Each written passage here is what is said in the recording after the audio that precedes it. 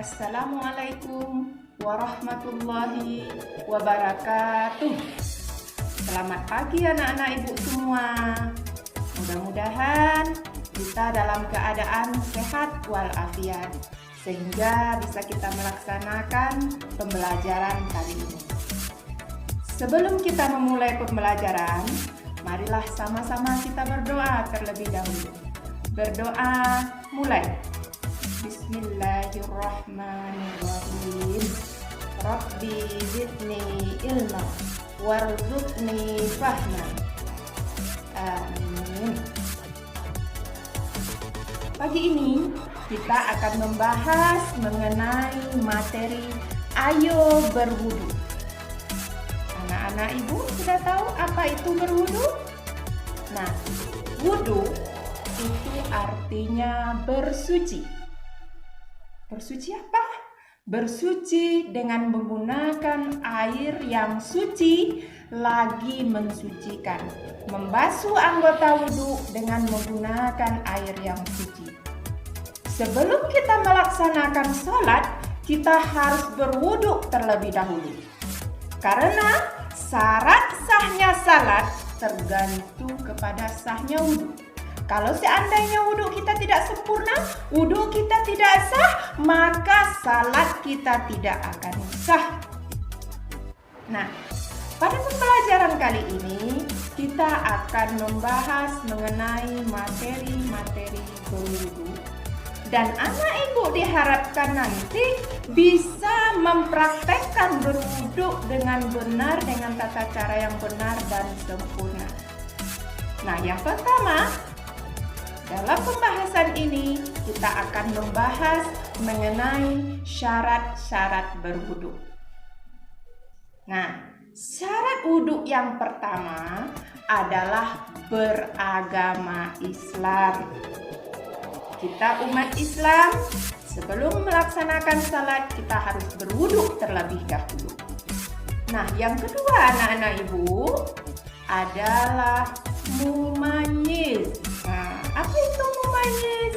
Mumayyiz artinya bisa membedakan antara yang benar dengan yang salah. Anak paham mana yang harus dilakukan dan mana yang harus ditinggalkan.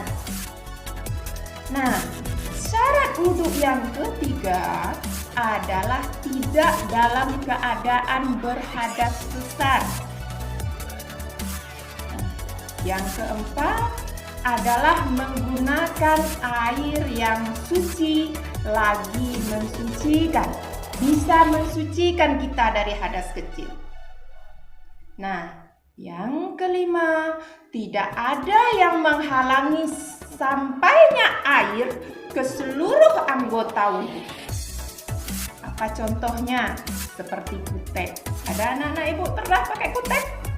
Kutek itu menghalangi sampainya air ke kuku kita. Maka kalau kita memakai kutek kemudian kita berwudhu, wudhu kita tidak sah. Kenapa?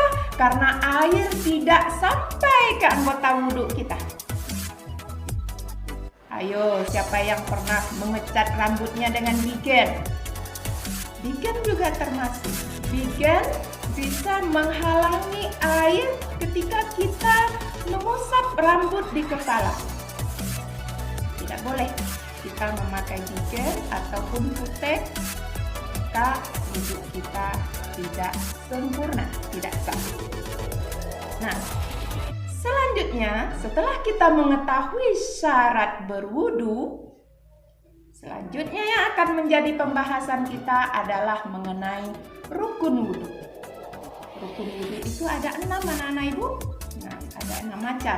Yang pertama, berniat untuk melakukan wudhu. Nah, niat berwudhu, bismillahirrahmanirrahim. Nawaitul wudu'a li raf'il hadasil asghari fardan lillahi ta'ala. Amin. Sengaja aku berwudhu untuk mengangkatkan hadas kecil karena Allah Ta'ala. Setelah kita berniat, rukun wudhu yang kedua adalah membasuh muka. Gimana caranya? Membasuh muka yaitu meratakan air ke seluruh muka. Mulai dari tempat tumbuhnya rambut di kepala, bawah dagu, antara telinga kanan dengan telinga kiri harus terkena oleh air.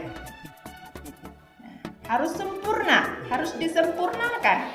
Nah, yang ketiga, rukun wudhu yang ketiga adalah membasuh tangan. Membasuh tangan sampai siku. Nah, harus rata semuanya. Jangan sampai ada yang terlewati. Nah, yang berikutnya, rukun wudhu berikutnya adalah menyapu sebahagian rambut di kepala. Dan yang kelima adalah membasuh kaki hingga 2 mata kaki. Meratakan air di sela-sela jari kaki. Dan yang terakhir, rukun wudhu yang keenam adalah tertib. Apa itu tertib? Tertib itu artinya berurutan. Dari awal sampai akhir. Mendahulukan mana yang harus didahulukan dan mengkemudiankan mana yang harus dikemudiankan. Anak-anak ibu paham? Nah, kalau sudah paham, kita lanjut kepada materi berikutnya. Syarat wudhu sudah, rukun wudhu sudah. Yang ketiga mengenai sunat wudhu. Apa-apa saja hal yang sunat yang bisa kita lakukan dalam berwudhu. Nah, yang pertama, hal sunat yang dilakukan dalam berwudhu adalah membaca basmalah. Bismillahirrahmanirrahim ketika kita mulai berwudhu. Nah, yang kedua, hal sunat yang kita lakukan adalah membasuh tangan hingga pergelangan tangan, ke sela-sela jari dan meratakan air sampai bersih. Nah, selanjutnya yang ketiga adalah berkumur-kumur. Membersihkan mulut kita dari segala kotoran, tai gigi, sisa-sisa makanan. Kita berkumur-kumur, kita bersihkan. Kalau perlu digosok giginya. Nah, yang keempat adalah membasuh hidung. Membersihkan lubang hidung sampai bersih. Nah, yang kelima adalah mengusap kedua telinga. Itu juga hal sunat yang dilakukan. Mengusap telinga kanan dan telinga kiri itu adalah hal sunat yang kita lakukan dalam berwudhu. Nah, yang keenam, hal sunat yang kita lakukan ketika berwudhu adalah mendahulukan anggota yang kanan, baru kemudian yang kiri. Telinga kanan didahulukan, baru kemudian telinga kiri. Kaki kanan dulu didahulukan, baru kaki kiri. Nah, yang ketujuh, mengulang-ulang membasuh anggota wudhu itu sebanyak 3 kali juga termasuk hal yang sunat. Mengulang sebanyak 3 kali. Basuh muka 3 kali, basuh tangan 3 kali, basuh kaki 3 kali, dan lain-lainnya. Nah, dan yang terakhir yang merupakan sunat wudhu adalah membaca doa setelah berwudhu. Membaca doa setelah berwudhu. Apa itu doa setelah berwudhu?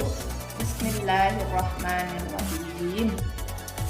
Asyhadu an la ilaha illallah wahdahu la syarikalah wa asyhadu anna Muhammadan abduhu wa rasuluh. Allahumma ja'alni minat tawwabina wa ja'alni minal mutatahhirina wa ja'alni min ibadikas sholihin. Amin. Kita akan mencoba mempraktekkan tata cara berwudhu mulai dari awal. Yang pertama yang kita lakukan adalah membaca basmalah. Bismillahirrahmanirrahim. Kemudian membasuh tangan hingga pergelangan tangan. Bersihkan sela-sela jari kita sampai bersih. Dan yang ketiga adalah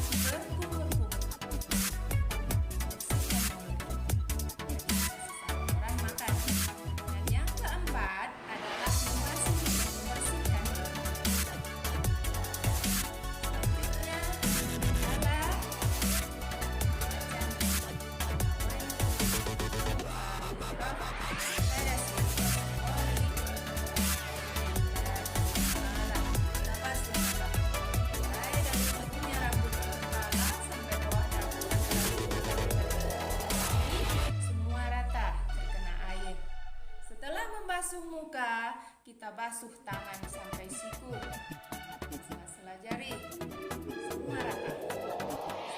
Selanjutnya, menyapu sebahagian rambut di kepala 3 kali.